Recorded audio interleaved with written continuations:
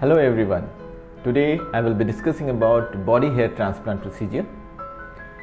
So first of all, we should all know where all this body hair transplant is indicated. In cases of extreme baldness, that's Norwood 6 or Norwood 7 grade of classification of baldness, the donor scalp hair always falls short for the total coverage. In this scenario, we need body hair transplant to cover up the entire scalp. There are other cases also where the donor side is depleted, especially the previous hair surgeries which has failed. First of all, I will dwell into the details of body hair transplant now. We should know about the detail of body hair. What are the characteristics of body hair? First of all, the thickness of hairs, which is important. Then the density of body hair, that is also important. And thirdly, the cycle of hair, that is different from scalp and body, so that also we all should know. And fourthly, what are the parameters which differentiates between body hair and the scalp hair? These are the 4 points that we'll discuss more in detail. So coming to the thickness, scalp hair, as you know, is quite strong and robust. Beard is also good in thickness point of view, but the body hair, especially from the chest area, axillary, armpit area and the pubic hair, they are thinner.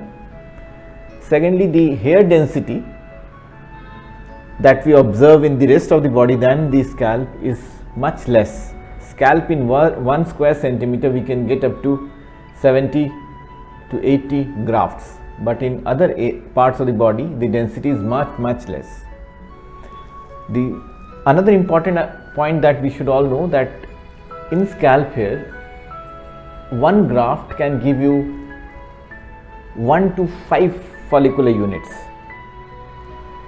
That means 1 graft can contain 1 hair follicle, 2 hair follicle, 3, 4, 5, sometimes more also. But in body hair, these graft can only give you at the most 1, 2 or rarely 3. So number of hairs yield per graft is much less in body hair. Another important point that you should know is the hair cycle. The body hair grows and there the hair cycle is quite different from scalp hair. And for the hair cycle, what we mean is the anagen-telogen ratio. Anagen is the growing phase of the hair follicle and telogen is the resting phase of the hair follicle.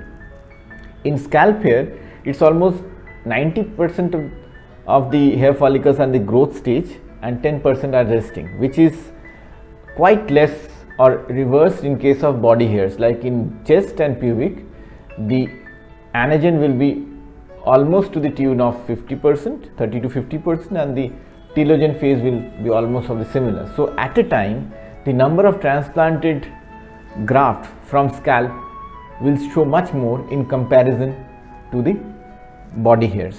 Therefore, we require much more number of body hairs to cover the area than scalp hair. So these are the basic points that you should always remember. Coming back to the donor site, what all we have for the body hair donor sites: we have beard area, we have chest, we have armpits and we have pubic. So generally speaking, extreme baldness like grade 7, grade 6, we require grafts to the tune of 8 to 10,000 to give a good coverage of the entire scalp from the front to the back lower part of the crown area. Now if we take grafts from the scalp, occipital, back of the scalp, how much we can get? At the most we can get 5,000 to 6,000 grafts, that also in 2 sittings. If you combine strip and FE, we can get up to 5,000 grafts in 1 sitting as well. But at the most the graft numbers always limits to around 6,000. So where do you get the more number of grafts, the extra number of grafts that is required to fill up this balding part of your scalp? So there the body hairs are of immense help. They give you good density and coverage, and therefore the numbers we can get at plenty to cover up the entire scalp. Now coming to the technique part. If you take the scalp hair transplantation, we have two techniques, that is FUT and FUE, where we take a strip or extraction by needle one by one. In body hair, the cutting technique is almost gone because you will end up in having lot of scars in your body, which is not at all justified. For that reason, we use FUE or extraction technique in body hair transplant. The only problem with this body hair transplant is the extraction rate, the time it takes to get the same numbers, and the fineness with which you have to take the graft. Hair graft are very soft, thinner, and extraction becomes more tougher than the scalp hair because they break from the shaft level many a times. So your angulation of the punches has to be very accurate, and your extraction, the pulling of the hairs with your forceps has to be very fine and meticulous, not to get torn at the shaft level or get injured at the shaft level. So for that reason, we cannot do body hair transplant at great numbers compared to scalp hairs. Body hair numbers that we can do in one day can be of the tune of 1000 to 2000 graft, but in scalp hair we can do up to 4000, 5000 graft as well. So number of graft in a day for body hair is much less. It's very technically challenging, very time consuming, and the surgeon has to be an expert. The hair transplant specialist has to be an expert in body hair transplant. Not all are experienced enough to extract good amount of body hairs. So extraction rate with less of transaction are only with good trained hair transplant specialists who have gained enough experience in body hair transplantation. Now we will be showing you the video of extraction technique. We are extracting hair follicles from the chest area. The area has been anesthetized with dilute local anesthesia solution, and we are using a 0.8 millimeter punch, and then after the punching is done, we are gently pulling it out with forceps without much traction at the shaft level, so that the graft comes out clean and undamaged. So in this way we can totally take to the number of around 1500 in total. There are lot of chest hairs in this patient, but we'll only take the required number, or what the number we can do in one day. Now body hair transplantation, like scalp hair, we do it under local anesthesia. It's a daycare procedure.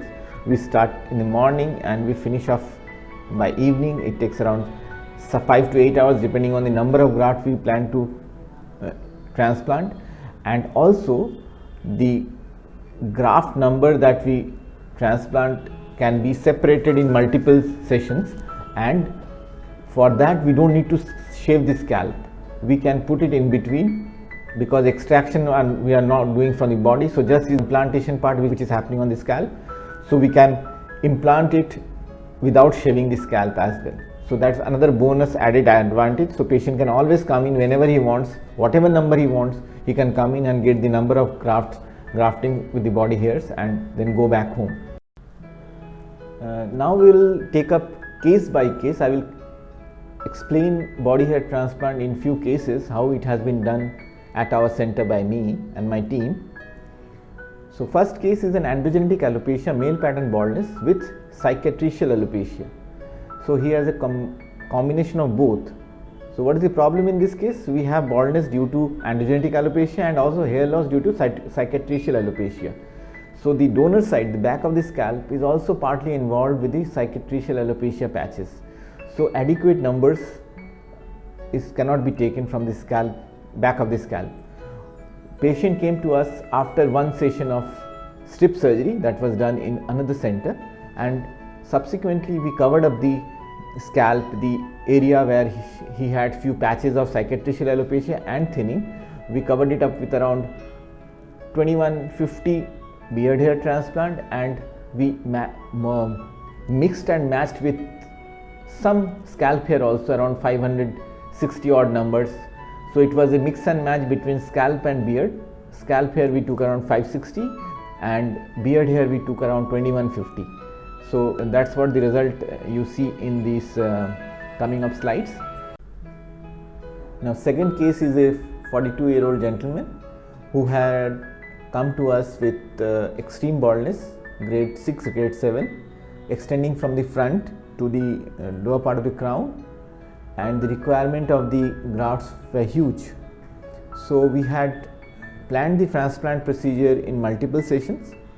First session we did the frontal hairline design using 1530 follicular units transplantation from the back of the scalp. Then we followed him up after 4 to 6 months, and we did 2 consecutive sessions of scalp hair and beard hair. Scalp hair of around 1600 and beard hair around 2250. So in total he took 3 days of surgery, and we gave almost 6000 plus grafts in multiple sessions, and the density can be improved much more than this if we add more number of grafts, and he will definitely come for higher numbers transplantations in subsequent months. Move on to the third case. It's a case of advanced baldness. He had already undergone 2 stiff surgeries in other centers and he's not happy with the result. We plan to redo hair transplant in the case. In this case, we have used 1130 scalp hair graft in the first session along with 1800 beard hair grafts. After this combination procedure, he came back after 1.5 years and he again underwent beard hair transplant of 1675 and chest and pubic hair transplant of 645, and that's what the post-op long-term results of these patients, and he's pretty happy with this density, though the hairs are a bit curly, but it gives a very good coverage. Now this is a very interesting case. He's a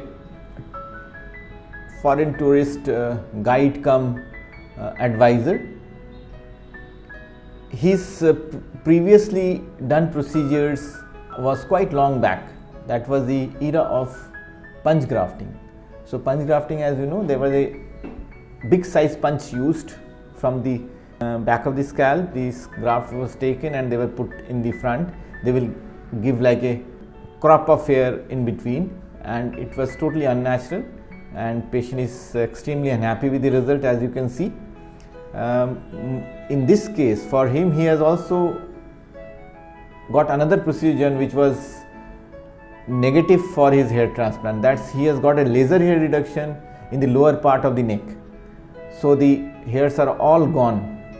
So we are left with a very small amount of donor hairs in the back of the scalp, and in this case we have to go for body hair transplant. There is no other way out.